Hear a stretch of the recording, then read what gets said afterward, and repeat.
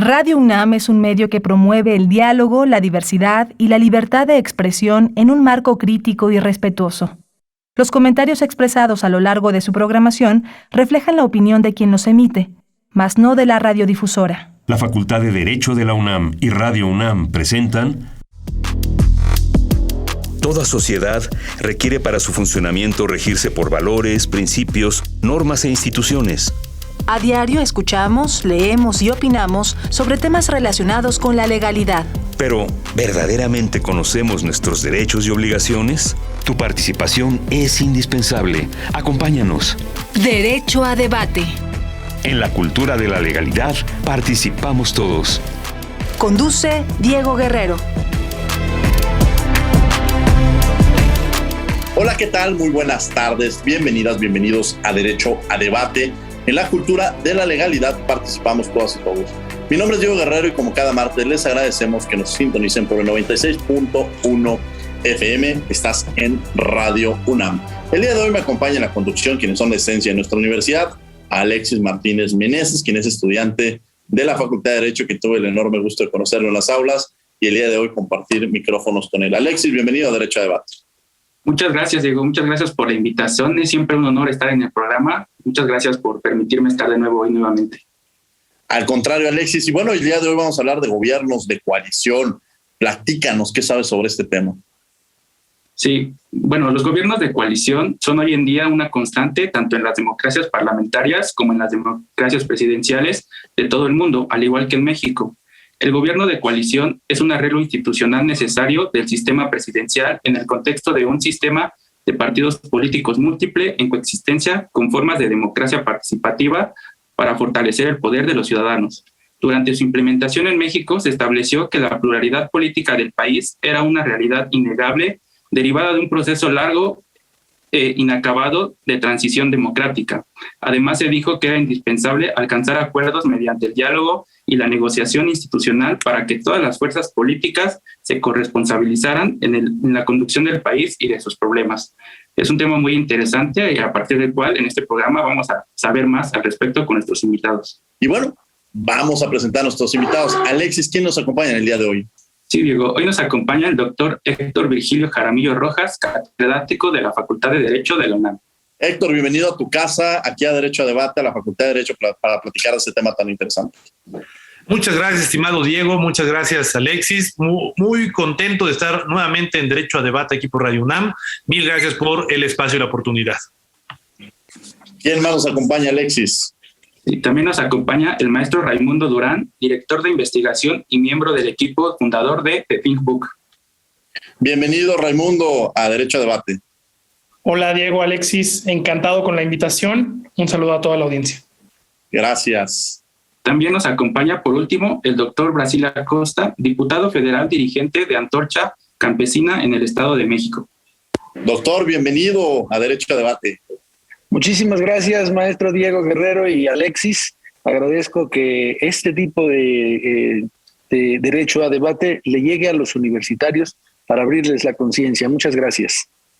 Muchas gracias, diputado. Y bueno, Héctor, me gustaría empezar contigo. ¿Cómo podemos hablar de estos antecedentes o qué es esto del gobierno de coalición? Platícanos.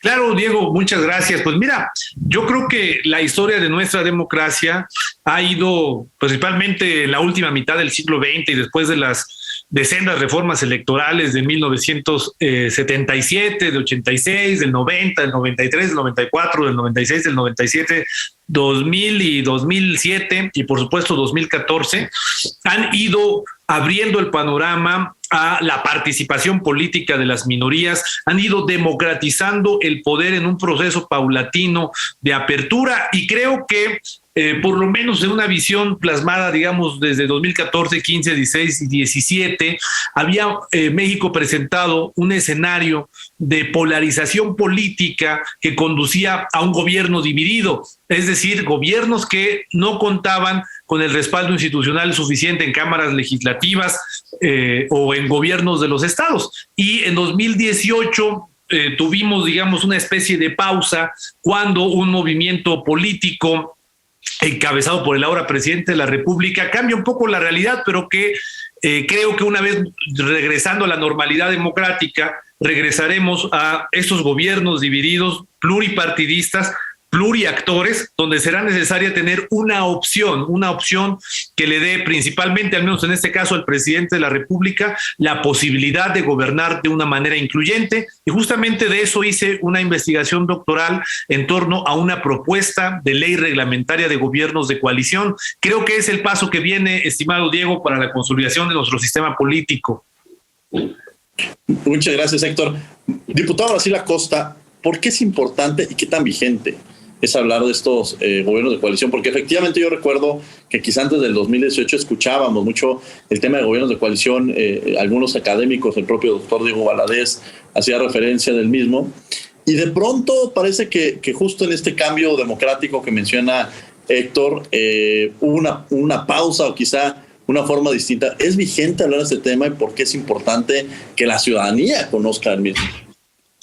Sí, claro, yo quiero recordarle a la ciudadanía las condiciones en las que se encontraban los gobiernos de Vicente Fox y de Calderón, que intentaron desde aquel entonces hacer modificaciones de ley importantes, por ejemplo, las llamadas reformas estructurales, que tenían que acompañar al Tratado de Libre Comercio de los años 90, y que al no realizarse, por ejemplo, modificaciones de gran calado, pues realmente pues teníamos un buen cascarón del Tratado de Libre Comercio, pero al final de las cuentas no acompañado con leyes tan importantes, y esto no se logró precisamente porque los gobiernos de aquel entonces no tenían la mayoría en el Congreso calificada para hacer las modificaciones a la Constitución.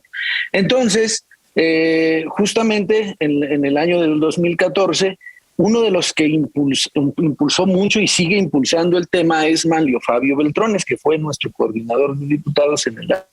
Y entonces, vamos a decir, se buscó una alianza estratégica ya en el gobierno de Peña Nieto, que permitió que desde el 2012 empezaran a avanzar algunas reformas de gran calado, de las 13 más importantes que se hicieron, y que formaron, no sé si recordarán ustedes, la famosa Alianza por México, la que juntó PRI, PAN, PRD en aquel entonces, y que logró, digamos, hacer que avanzaran estas reformas aún sin la existencia legal de la reforma. Entonces, era pertinente y es pertinente, en ese entonces lo fue. Ahora, después de la aprobación de estas reformas, solo se hicieron los cambios constitucionales, pero quedaron sin su reforma secundaria. Entonces hay una serie de aspectos que están todavía en el aire y que son los que hay que construir. Y finalmente, con el gobierno morenista del 2018, también fue necesaria vamos a decir otra vez, regresar a que no acaparara todo un solo partido, y entonces se vuelve nuevamente punto de debate la alianza, y ahora viene esta nueva Alianza por México, va por México, que tiene el propósito de unificar criterios en torno a la ley, ¿no? Tan difícil y tan complejos, ¿cuáles serían quizás los puntos medulares o los temas complicados de hablar de estos gobiernos de coalición, Raimundo Durán? Mira, yo identifico dos dimensiones clave, digamos, en cuanto a cómo puede ser esta legislación. ¿A qué me refiero? Los gobiernos de coalición, digamos, instaurados por ley reglamentaria o en general constitucionales, tienen una serie de variedades en el mundo, ¿no? Que podemos identificar. Dentro de estas variedades, a lo mejor podemos hablar de capacidad legislativa del Ejecutivo, de la dependencia, el grado de dependencia que tiene el Ejecutivo en su gobernanza del Legislativo, y otras tantas, ¿no? Pero quisiera mapear o poner, digamos, de manifiesto estas dos en concreto, ¿no? Entonces, por ejemplo, si hablamos del menú de legislación que se puede hacer, si pensamos en la serie de posibilidades que hay para legislar, en dependencia legislativa podemos hablar del punto mínimo, que son las coaliciones vinculantes, es decir, aquellas carteras de gobierno o aquel conjunto gubernamental de varios partidos que va a repartir una serie de carteras y se va a alinear en torno a una agenda. Podemos tener, digamos, sumándolo de manera incremental en cuanto a dependencia legislativa, una figura de presidente premier, y antes de eso quizá una figura de representante gubernamental en la Cámara, ¿no? Digamos así, y luego podemos seguir recorriendo ese espectro hasta llegar a las democracias parlamentarias más grandes del mundo y más importantes, ¿no? Los sistemas de civil law. Ahora podemos hablar de gobiernos escandinavos, por ejemplo, y podemos terminar hablando del gobierno de Westminster, ¿no? Donde digamos, el grado de dependencia que tiene el ejecutivo del legislativo es enorme. Vemos al primer ministro rindiendo cuentas cada semana en la Cámara, pero también, bueno, en este caso en el Parlamento, pero también tenemos a distintos ministros llegando ahí todas las semanas, ¿no? A responder cuestionamientos, y donde la confianza del gobierno, digamos, la sostenibilidad del gobierno, claramente depende de que las preguntas que hacen los miembros del Parlamento sean respondidas, ¿no? Y luego, por el otro lado, tenemos una dimensión de implementación que podemos llamar capacidad legislativa del Ejecutivo, que va, digamos, dentro de las capacidades que vamos a contemplar que tenga por ley el Ejecutivo a la hora de tanto introducir nueva legislación, que es importante, como vetarla, y también controlar los tiempos, digamos, de legislativos, ¿no? Entonces podemos hablar desde vetos no sustantivos, que son vetos que se pueden, digamos, deshacer por el legislativo con una mayoría adecuada, vetos normales, vetos enmendatorios, vetos incondicionales, ¿no? Como concede, por ejemplo, nuestra Constitución en muchas materias. Y después podemos hablar de prerrogativas. Por ejemplo, la prerrogativa constitutiva puede ser equiparada a la iniciativa preferente, ¿no? Tener una serie de iniciativas que el legislativo debe discutir sin importar, digamos, en un cierto tiempo, sin importar la cantidad de mayoría que pudiera tener el Ejecutivo.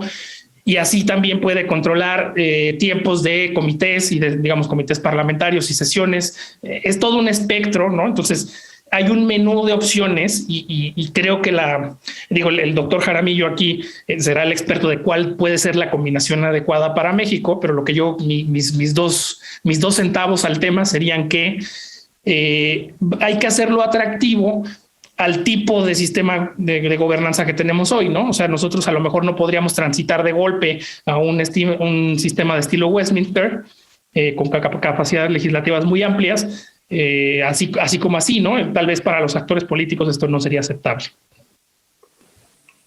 Sí, esta parte que menciona Raimundo se vuelve interesante porque a veces parecería y de pronto vemos que se copian y pegan iniciativas, ¿no?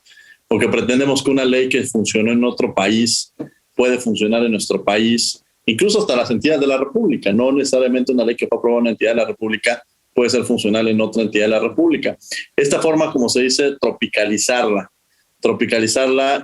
Héctor, Virgilio, ¿cómo se tropicaliza una ley o cómo logramos incluso cuáles serían los puntos claves dentro de nuestro sistema jurídico mexicano? Claro, digo, en el ideario, en el imaginario, decir que podríamos parlamentarizar el régimen de gobierno, tener un parlamentarismo por lo menos atenuado en nuestro país sería una maravilla, pero la verdad sí creo que es un poco utópico. Sin embargo, el gobierno de coalición plantea una posibilidad para que el Poder Ejecutivo pueda convocar a opositores políticos, a viejos opositores políticos, para hacer gobierno. Y esto implica necesariamente la inclusión de actores políticos que no estarían gobernando si fuera exclusivamente por las mayorías y las minorías que establecen las elecciones. Esto busca ser un ejercicio que atraiga también a los representantes de las personas que votaron por otras opciones políticas, ya sean más o menos mayoritarias o de plano minoritarias. En algún momento podríamos formar una coalición mínima ganadora con votos suficientes, digamos, en el poder legislativo que permitiera al presidente que convocara un gobierno de coalición, aprobar una reforma, una agenda legislativa de reformas que tienen los proyectos de todos los presidentes. Eso es lo que podríamos ver. De eso se trata justamente, formar un gobierno de coalición.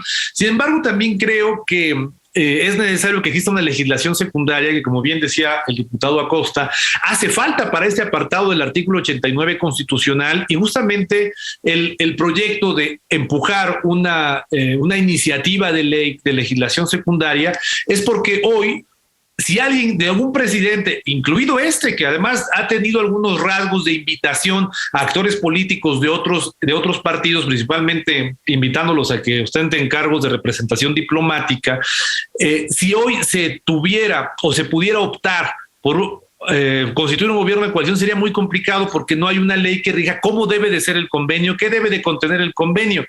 Y justamente pienso que ese es donde está la gran laguna de la cual nos platicaba el diputado Acosta. Pues necesitamos llenar esa laguna con reglas muy claras. Por ejemplo, los partidos coaligados durante el tiempo que dure la coalición que hace gobierno deberán competir en elecciones locales o intermedias entre sí, tienen que ir en bloque, tienen que ir juntos, pueden ir separados. Entonces, esto es parte de las reglas que necesariamente tiene que tener un convenio de coalición, y el convenio de coalición debe de emanar de reglas mínimas en una ley reglamentaria.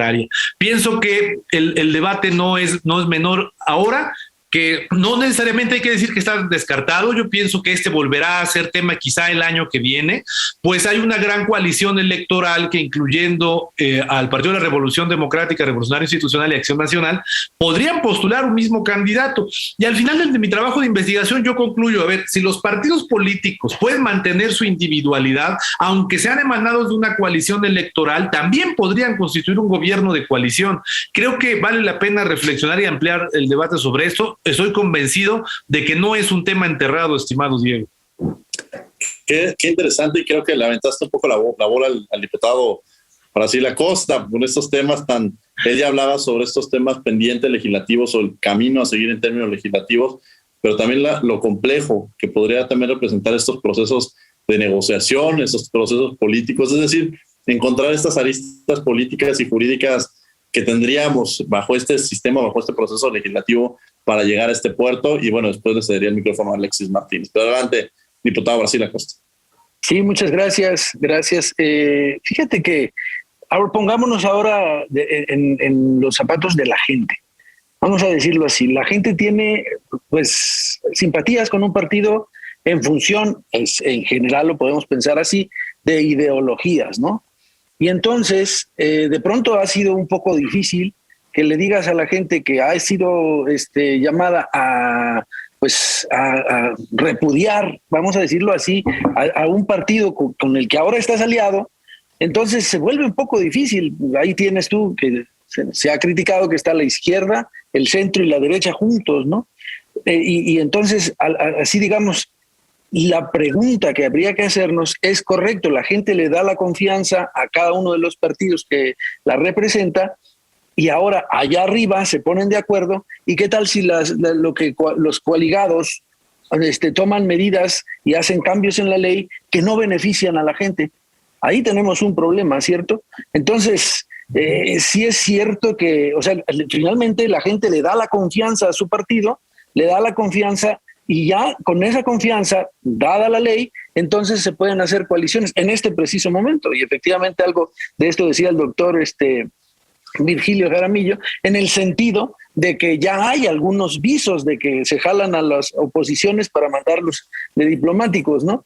Entonces, y eso ya es parte de lo que permite la ley, ¿no? Eso lo permite la ley. Y ciertamente ya has visto lo que le ha pasado a alguno que ha aceptado, lo han expulsado del partido, ¿no? Entonces, lo que yo sí creo que es correcto y que es conveniente, y sobre todo es que la gente sepa en qué le va a beneficiar, ¿no? O sea, cuál es la verdadera ganancia que la gente va a sacar, que la base social, ese es un punto que hay que poner en la mesa. Y el otro es que ciertamente bajo las condiciones de un régimen en el que se acerca, digamos, a el autoritarismo totalitario basado en una sola persona, es necesaria la unidad de las diferentes fuerzas políticas, en virtud de que las condiciones que ahorita tenemos del sistema democrático pues pueden sesgar, digamos, la visión de la gente, y por lo tanto la coalición es necesaria, cuando menos la coalición electoral. Pero de ahí pasar a la coalición ya de gobierno, pues ya está la base. Entonces, ¿qué sigue? Discutir. Pero lo que quieren ahorita no es discutir este tema, sino es quitar al INE, desaparecer al INE, destrozar la democracia que hemos construido durante más de 30 años, y pues en eso nosotros nos vamos a oponer definitivamente, y en el momento en el que sea necesario tratar el tema de la coalición, me parece que es fundamental y correcto que lo hagamos, pensando siempre en el beneficio de la gente. Alexis Martínez, que me acompaña el día de la conducción, los micrófonos son tuyos. Gracias, Diego. Maestro Raimundo Durán, ya nos comentaron un poco estas desventajas de no tener a una ley reglamentaria como tal de este tema del gobierno de coalición, Pero usted, ¿por qué considera que aún no se ha establecido, no se ha implementado de lleno esta ley reglamentaria para precisamente terminar con esas desventajas que nos comentaron? Claro que sí. A ver, yo aquí voy a, digamos, en mi disciplina, que es la economía, y también pensando en cómo se diagnostican estos problemas de sistemas tan complejos como el político, yo pienso un poco como un médico. Un médico, cuando ve que tú tienes a lo mejor un sarpullido en tal lugar, no está diciendo, bueno, esa es la enfermedad del sarpullido. No, piensa, ¿qué tiene que estar pasando en tu cuerpo? ¿Qué clase de enfermedad tiene que estar sucediendo para que tengas ese sarpullido ahí? Es decir, tomamos el sarpullido como un síntoma más que como el problema. Entonces, si pensamos en términos de por qué no se ha aprobado una ley reglamentaria como el síntoma, entonces a lo mejor tendríamos que hacer una teoría sobre cuál es el problema en el sistema. Y, por ejemplo, algunos digamos, datos y algunos indicios.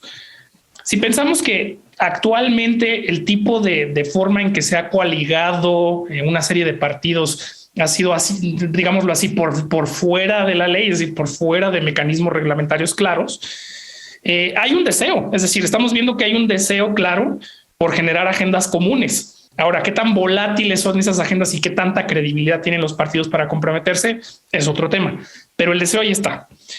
¿Y por qué? Entonces, si existe este deseo, ¿por qué no se ha concretado en una ley? ¿Por qué no se han formado alianzas? ¿Por qué no se ha legislado para crear alianzas que estén legalmente protegidas, ¿no? Y que incluso sean impugnables los procedimientos dentro de estas? Pues bueno, yo pienso que el sistema o el mecanismo, la razón por la que no ha sucedido es que a lo mejor a la mayoría de actores políticos no les conviene. Es decir, es un tema que a la mayoría de actores políticos no les gusta, porque al final la posibilidad de generar estas coaliciones en torno a política pública concreta, pues de alguna manera pone una luz, ¿no? Genera una luz sobre los mecanismos y los entresijos parlamentarios. Uh-huh. Y dentro de esta luz que emana, pues vamos a ver que las estrategias de partidos que a lo mejor son más de masas y que basan su rentabilidad electoral en prometer ampliamente, ¿no? Sin ser muy específicos en la agenda,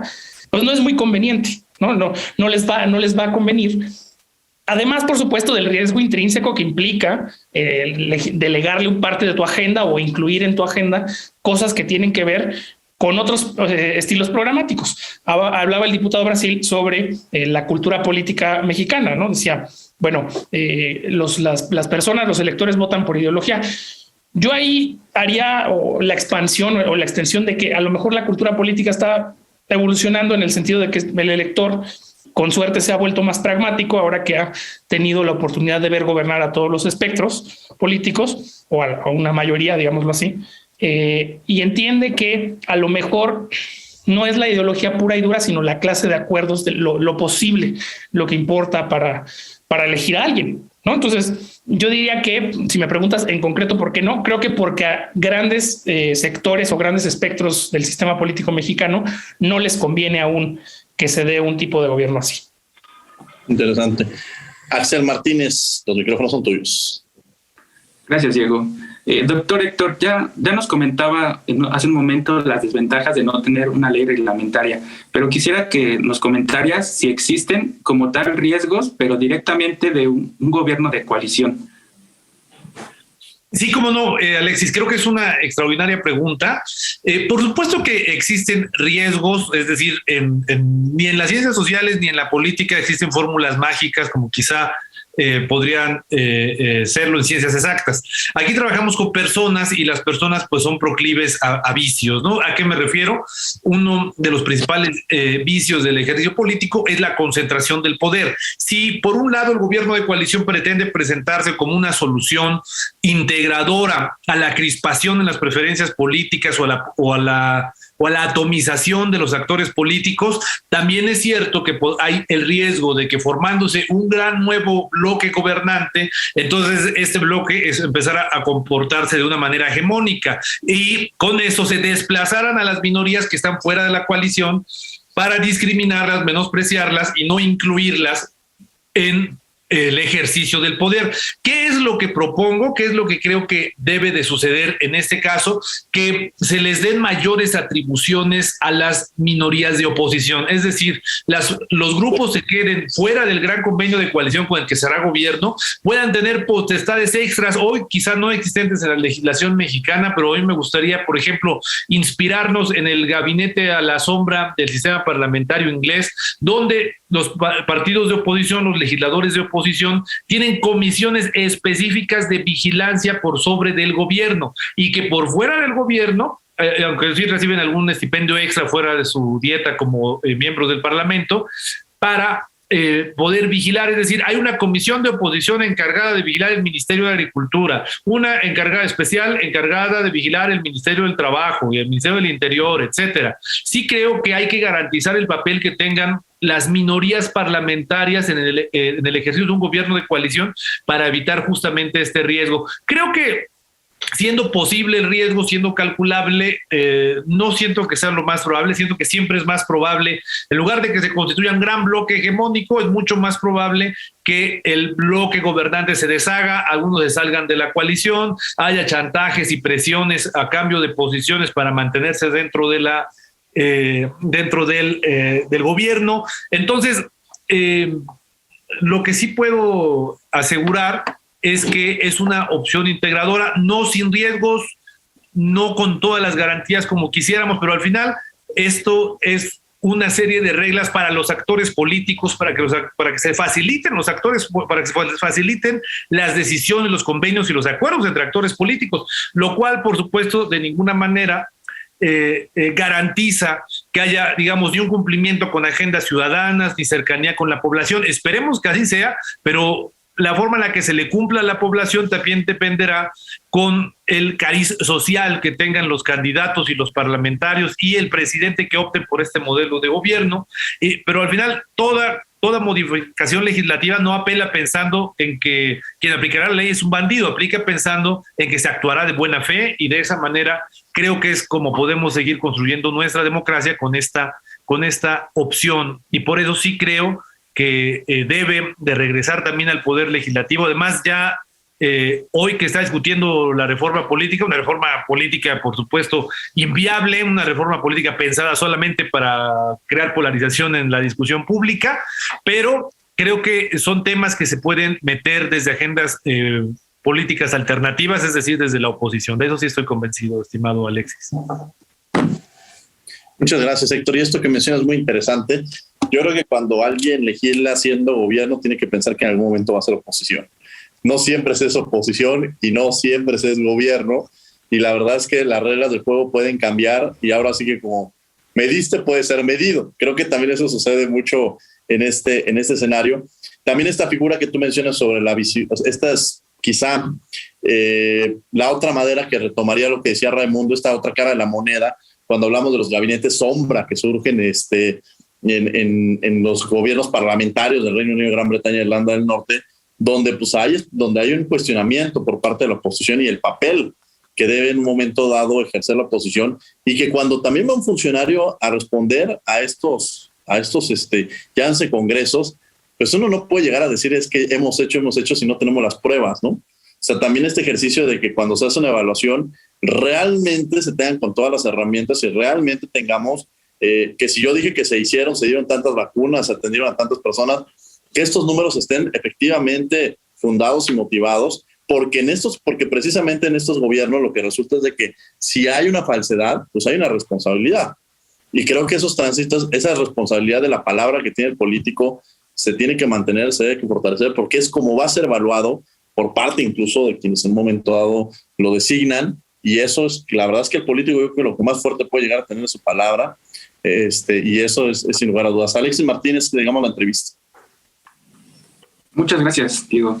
Diputado Brasil Acosta, ya hemos comentado de qué se trata un poco esto de gobierno de coalición, pero me gustaría preguntarle a nosotros los ciudadanos en cómo nos beneficia y cómo nos afecta que tengamos un gobierno de coalición.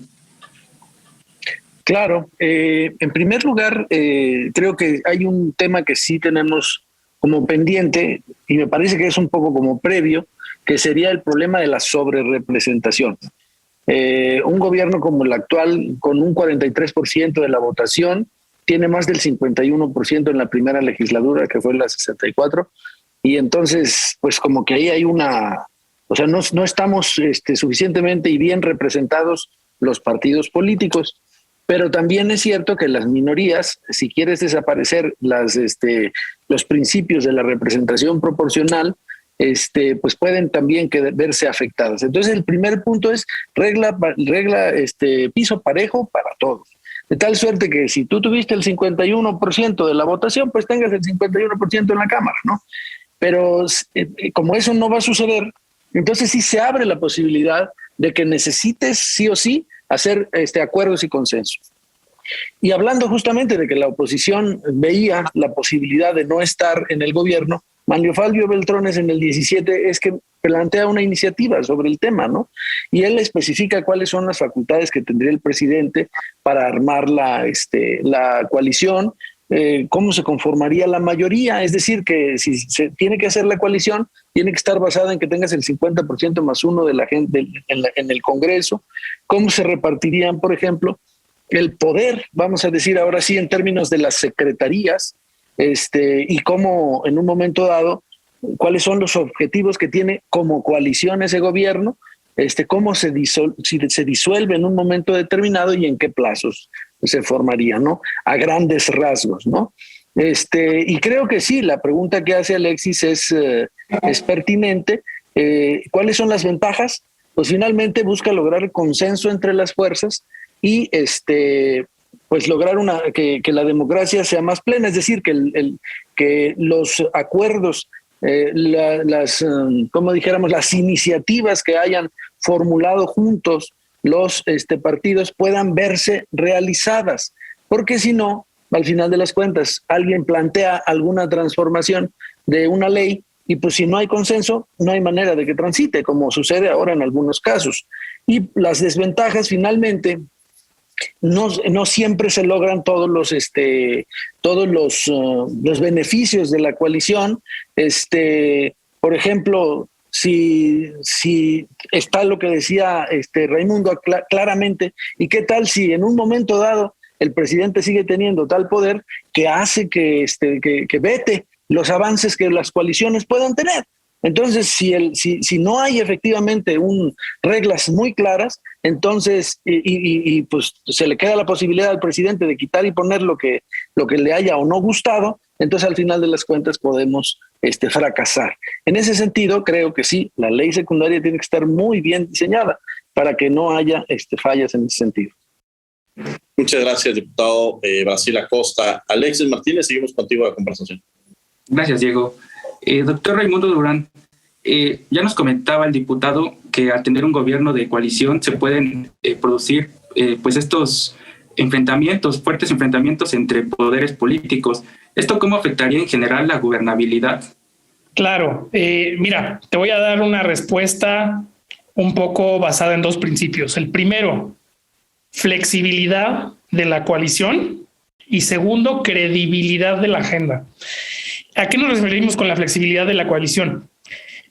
Al principio de que entre más rígida sea, es decir, entre más estricto sea un convenio de coalición, entre más permanente sea un convenio de coalición, la teoría económica es innegable y nos dice que los partidos pequeños, los actores más pequeños de esa coalición, tienen todos los incentivos para vender su apoyo más caro, para tratar de acaparar la agenda, para tratar de dificultarla. Es decir, el actor pequeño tiene el incentivo de antes del gobierno, es decir, viene el ejecutivo que tiene la mayoría relativa, pero no absoluta, y empieza a negociar. Los partidos pequeños son los que más incentivos tienen a presentarse como no combativos, ¿no? Como actores muy flexibles. Pero una vez se firma el convenio de coalición, el incentivo se vuelve al contrario. El partido pequeño es el que tiene todos los incentivos de tratar de que su agenda pase de la manera más forzada posible, dado que si el convenio de coalición es muy estricto, romperlo va a generar un problema de gobernanza severo por varios meses. Entonces el Ejecutivo, en visión de eso, previendo esa situación, lo va a tratar de mantener contento. Creo que es una dinámica que además se puede observar en términos legislativos actuales en México. Pero bueno, y la siguiente parte de esto es, la credibilidad de antes, un comentario adicional. Si el convenio de coalición es flexible, si no hay que llenar tantos, no hay que hacer tanto papeleo, por así decirlo, si los costos administrativos de negociación no son tan altos y podemos reemplazar ese pequeño partido por uno mediano con otra agenda similar o parcial o con otro pequeño, entonces los partidos pequeños no tienen estos incentivos que fácilmente pueden desbaratar un convenio de coalición, ¿no? Y el segundo punto es de la credibilidad. La herramienta fundamental que da el gobierno parlamentario es credibilidad ante una agenda gubernamental, ¿no? Es el punto central y por lo que estos gobiernos suelen funcionar en el mundo. Ahora, ¿cuál es la diferencia con lo que proponemos en México? En México el gobierno de coalición es solo una opción estratégica más entre todas las formas de gobernar, ¿no? Entonces, lamentablemente tenemos parcialmente comprometida esta credibilidad, esta forma en que el Ejecutivo se puede comprometer creíblemente a llevar un gobierno de coalición muchos años. Y creo que es algo que los actores políticos ven como un riesgo claro y por lo cual no aprueban este tipo de iniciativas, ¿no? Entonces, ¿cómo vamos a generar credibilidad? No solo con mecanismos legales, sino también, y quiero retomar un poco lo que decía tanto el diputado Brasil como el doctor Virgilio, doctor también Brasil, la cuestión de que, por ejemplo, como tú gobiernas y tratas a la oposición, te van a tratar eventualmente cuando seas oposición. Creo que en México estamos todavía muy inmaduros en cuanto a que los actores políticos, que también son animales políticos racionales, aprendan que esta mecánica va sucediendo. Es decir, no hemos tenido todavía este ciclo de gobernanza amplio donde los actores se repiten. Entonces, en el momento en que empecemos a generar este ciclo, a lo mejor esa civilidad política y esa tomar en cuenta esos factores, como que después yo voy a terminar en el legislativo como un diputado de oposición y nadie me va a hacer caso, entren en los cálculos políticos, ¿no? Entonces, por un lado, rigidez de los convenios de coalición y por otro, credibilidad del Ejecutivo a la hora de actuar. Creo que son los dos factores que te podría decir pueden garantizar o sabotear el éxito de una reforma de gobiernos de coalición. Esto, Raimundo, que mencionas me lleva también a otra pregunta con Héctor Virgilio, que es quizá en esta parte que hablabas de los grupos de los partidos, no mencionar los que tienen mayor presencia, por decirlo así. No me gusta decirlo como partidos pequeños, partidos grandes, pero sí pensar en estos partidos que tienen menor número de diputados o en fin. Y de pronto me llama la atención estas coaliciones, a ver si no se corre un riesgo, porque pues, se me ocurre en España, que además tú sabes que yo estoy muy vinculado con el sistema jurídico español. De pronto dicen el Partido Popular ha tenido que hacer acuerdos con Vox, y estos acuerdos han permitido que este partido pequeño empiece a crecer está creciendo bajo el cobijo del Partido Popular, donde se puede volver incontrolable, y son partidos que quizá vuelven un poco, o cuando de pronto entran estas negociaciones de un partido, y mencionemos partidos con menos presencia, cuando Podemos le decía al PSOE, oye, pues no va a pasar tal hasta que si no me das tal cartera. Es decir, esta otra cara de la moneda no sería darles mayor presencia a estos partidos que repito, darles mayor poder y que de pronto tengan una sobrerepresentación incluso en algunas carteras, o que no puedan pasar iniciativas por ese mínimo voto, porque al final se vuelven partidos que ese es el voto que se requiere para poder pasar otras iniciativas. Es decir, y creo que también esta pregunta la tendría con el diputado Brasil Acosta sobre el enorme costo que tienen estas negociaciones en la Cámara de Diputados. O sea, y reforzarlo, el Partido de Revolución Institucional fue gobierno y ahorita es oposición, y a veces la oposición también tendría que pensar, es decir, todos estos cambios que se van suscitando. Pero Héctor, me gustaría empezar contigo y después en esa misma línea, tomando esta provocación que nos hace Raimundo, regresárselas a ustedes dos. Muchas gracias, Diego. Claro que son calculables diversos escenarios. Por un lado, la monarquía parlamentaria de España pues nos deja algunos ejemplos, la verdad, no muy cercanos, porque su sistema político y jurídico es muy diferente al de México, pero bueno, el ejemplo sí creo que resulta pertinente, pero yo no le tendría miedo a que minorías legislativas pudieran tener pues determinado poder por encima de su representatividad numérica. ¿Por qué? Bueno, yo me quisiera retrotraer, por ejemplo, la reforma del 77, que fue una reforma hecha desde el poder para, en algunos casos, ampliar la representación de las minorías, principalmente de izquierda. Es decir, hay procesos de transición donde se dan este tipo de fenómenos. Yo creo que son parte de la democracia. Al final hay legisladores que representan votantes, que representan electores, es decir, son legisladores, son miembros de la Cámara porque hay un sector de la población que se identifica con ellos. Yo no comulgo con ninguna de las ideas del partido de Vox en España, pero eso no significa que no pueda entender que hay españoles que se sienten representados e identificados con estos personajes, los cuales también deben de tener derecho en la toma de decisiones políticas, en las negociaciones, y que los beneficios ulteriores que pudieran tener también creo que son de coyuntura, son de momento, y que el gobierno de coalición de darse tiene que garantizar una coalición mínima ganadora, y puede ser con uno pequeño o mediano, y también si hay un precio muy alto donde una minoría parlamentaria quisiera exigir a cambio de su permanencia en la coalición y para la permanencia de la mayoría quizá calificada o mayoría simple, bueno, pues si va a haber un chantaje, sí pienso que tiene que haber una división y quizá invitar a otro partido. Ahora, sí creo que el momento del sexenio en que esto ocurra es relevante. Nuestro sistema político también hace que al finalizar los sexenios, los grupos políticos que se reacomodan en búsqueda del poder, pues traten de sacar raja política en detrimento de quien esté en la presidencia y del color que sea. Eso es algo que sucede por todos lados, pero sí creo que al menos para la primera mitad de cualquier gobierno, incluso para los primeros 4 o 5 años, el modelo de gobierno de coalición puede conducir a la gobernabilidad, reducir la polarización política y reducir este fenómeno que pienso está regresando a nuestra realidad de atomización del poder político, ¿no?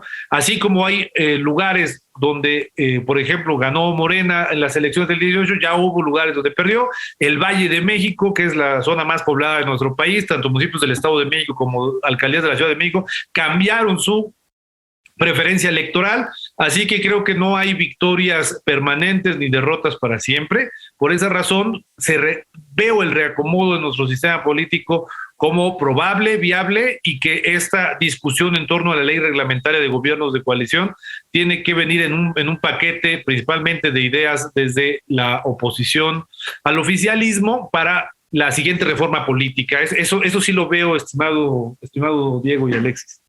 Gracias, Héctor.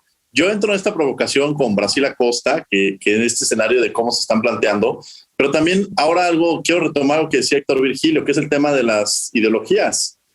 ¿Cómo logramos transitar en esta parte ideológica? Quizá pensando, imaginando, que antes pensaríamos qué tan viable era hacer una alianza entre el PAN, PRI, PRD, ¿no? PAN, que nació siendo un partido que era de oposición, ¿no? Todo lo contrario, y de pronto un PRD que surge del PRI, ¿no? O sea, surge con aquellos que estaban... Y del otro lado, digo, no, nadie se queda fuera. Tenemos a un partido verde que ha participado con el PAN, luego con el PRI y ahora con Morena. Y luego una coalición de un partido que se considera de izquierda, que podríamos catalogarlo así a Morena, haciendo alianzas con el Partido de Encuentro Social. Es decir, de pronto estas combinaciones ideológicas, ¿cómo logramos combinarlas? Y si todavía existen estas ideologías en el sistema político mexicano, ¿no? Sí, mira, empezando por eso, Diego, haces una muy buena reflexión. En principio, para tener en cuenta el tema ideológico, algo de lo que decía don Raimundo en torno al pragmatismo del electorado, pero también de los políticos, de los 500 diputados federales que hay, 300 que son de oposición, es decir, distintos al PRI, fueron priistas, 300. Entonces ya con eso empezamos a ver que pues, están en el PAN, están en el Morena, están en el PT. Ya nada más ese dato te dice pues, que la ideología en estos casos se vuelve un pragmatismo para ganar el puesto, ¿no? Entonces ahí hay un problema. O sea que ciertamente necesitamos elevar el factor ideológico en la gente y que la gente le exija a su político que respete la ideología que dice defender. Esa es la cuestión. Segundo, sin que sea propiamente una aplicación del gobierno de coalición, lo cierto es que la coalición mostró la potencia que tiene cuando caminan en una sola dirección. Ejemplo, la reforma energética que se quería aprobar. A todas luces, golpeaba al pueblo de México, a todas luces. El monopolio, lo sabe Raimundo, que es economista, pues basa su modelo de colocación de precios, pues de manera que le roba lo que se le conoce como el excedente del consumidor al pobre consumidor, elevándole el precio. Y aunque pues, como es monopolio, compras ahí o compras ahí. Entonces, regresar al monopolio de los años 60 de la Comisión Federal de Electricidad, gastar energías sucias como el combustóleo, o hablar de energías limpias, las hidroeléctricas, cuando tenemos un problema de desabasto de agua en México, era realmente un problema. Por lo tanto, votar en contra de esa reforma en bloque con la coalición Va por México fue un verdadero ejercicio democrático que permitió frenar una iniciativa que le podía pegar al gobierno.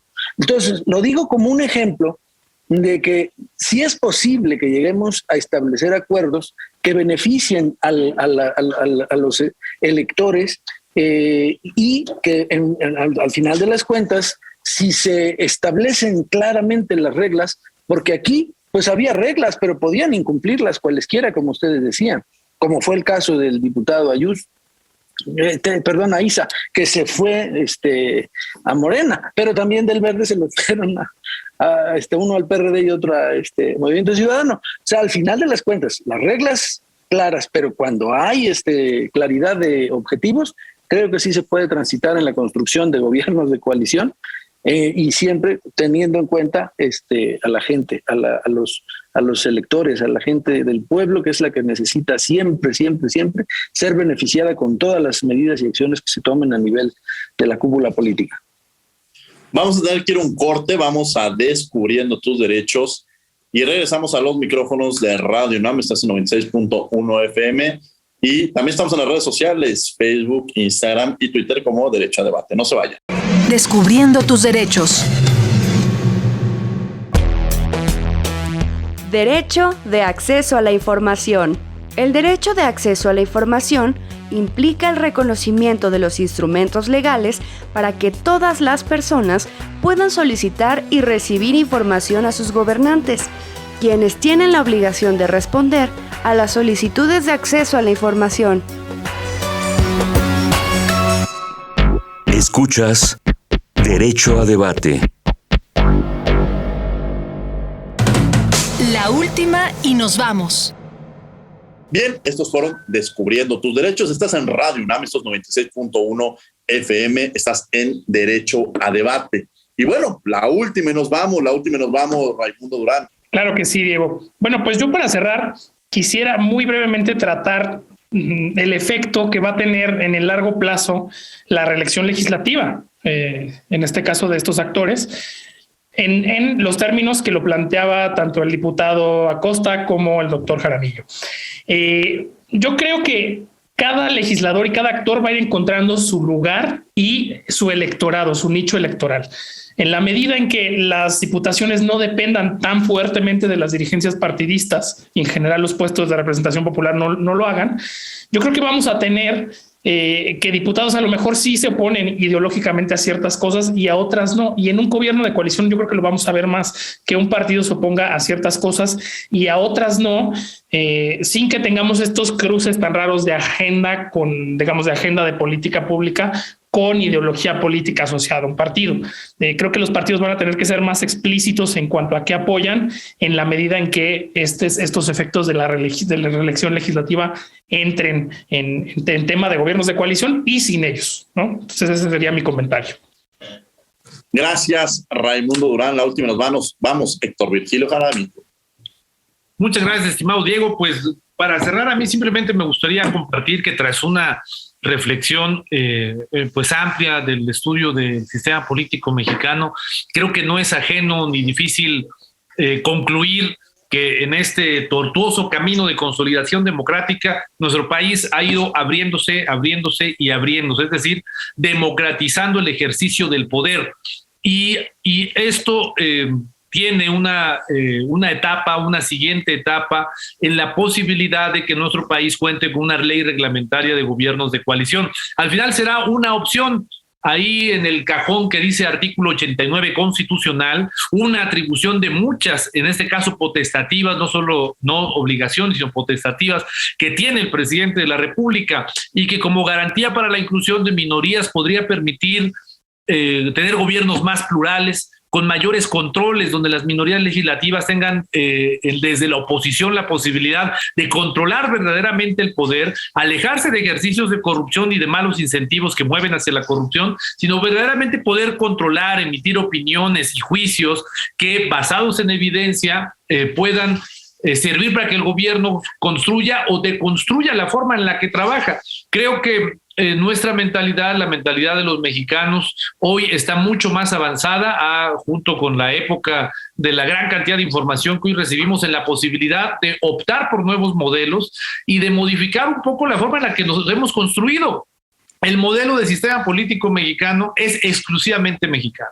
Es el que nuestra historia nos ha dado, es el que nuestra evolución de las luchas internas y de los problemas internos ha dado, y no se puede replicar, y si quisieran replicarlo en cualquier otro país no se podría. De esa misma manera, pensar en optar por facilitarle el camino a un presidente que quisiera formar un gobierno de coalición con esta ley reglamentaria, creo que es una opción democratizadora, creo que es el siguiente paso que tendremos que estar discutiendo con miras a las elecciones de 2024. Y asimismo también puedo concluir que aún una gran coalición electoral, si los partidos políticos que la forman conservan sus ideologías políticas, sus prácticas democráticas, sus clases políticas, su representación territorial y su militancia de base, aún compitiendo juntos en una coalición electoral, pienso que si garantizan su individualidad con estos 4 o 5 requisitos que acabo de comentar, bien podrían formar un gran gobierno de coalición, y este gobierno de coalición, frente al actual centralismo que vivimos en esta presidencia, podría presentarse como una opción electoralmente viable, y por esa razón creo que vale mucho la pena que el gobierno de coalición regrese al debate público. Muchas gracias por el espacio, muchas gracias amigo Diego, Alexis, por supuesto gracias a Radio UNAM, un gran placer compartir este espacio con el diputado Brasil Acosta, quien emitió su voto en la reforma política de 2014 que creó esta opción, y por supuesto a mi colega y amigo, al maestro Durán Lozano. Muchas gracias a todos. Gracias, Héctor. La última nos vamos, diputado Brasil Acosta. Muchas gracias, don Diego. Primero preguntar, ¿y la gente sí sabe lo que es el gobierno de coalición? ¿Sí está en su ánimo a nivel nacional? O sea que lo primero que tenemos que hacer es a explicar paciente y claramente qué es lo que es un gobierno de coalición y por qué le beneficia a la gente, ¿no? La pregunta que hacía correctamente Alexis. Segundo, somos un gobierno, una clase política mexicana muy barroca. Tenemos más de 1,700 reformas a nuestra Constitución. Ahora sí es un Frankenstein comparada con la original, a diferencia de los Estados Unidos, que tiene un poco más de 25 enmiendas. Entonces, luego es difícil ponernos de acuerdo, ¿no? Porque lo que al uno le gusta, no le gusta al otro, le afecta aquí, le gusta, le pega acá.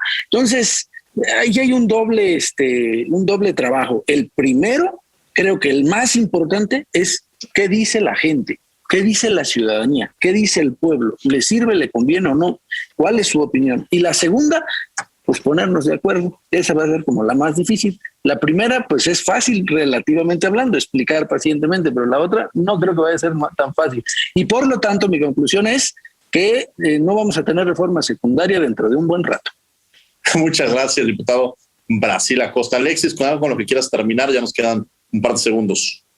Sí, Diego, bueno, solo me gustaría concluir diciendo que un gobierno de coalición puede reforzar el principio de la separación de poderes para que este no se concentre en uno solo y, bueno, recalcar esta importancia de que se establezcan las reglas con una ley reglamentaria, como se comentó a lo largo del programa. Los invitamos también todos los miércoles estamos en el Canal Cultural de México, estamos en el Canal 22 en Cultura al Derecho, abordando diversos temas jurídicos, sociales, desde una perspectiva de las bellas artes, la literatura, la música, la pintura, el cine y series de televisión, todos los miércoles a las 5 de la tarde en el canal 22. Desde luego agradecemos a la Facultad de Derecho de Radio UNAM, coordinación Renata Díaz Conti, voz de las notas y redacción Ana Salazar, asistencia Maricarmen Granados, Elías Hurtado, Edgar Cabrera y Alexis Martínez. Control difusión Sebastián Cruz, controles técnicos y producción Paco Ángeles. No olviden que nos escuchamos de ley todos los martes. Esto fue Derecho a Debate. Por hoy concluye la discusión, pero no se pierdan el próximo tema en Derecho a Debate. En la cultura de la legalidad participamos todos.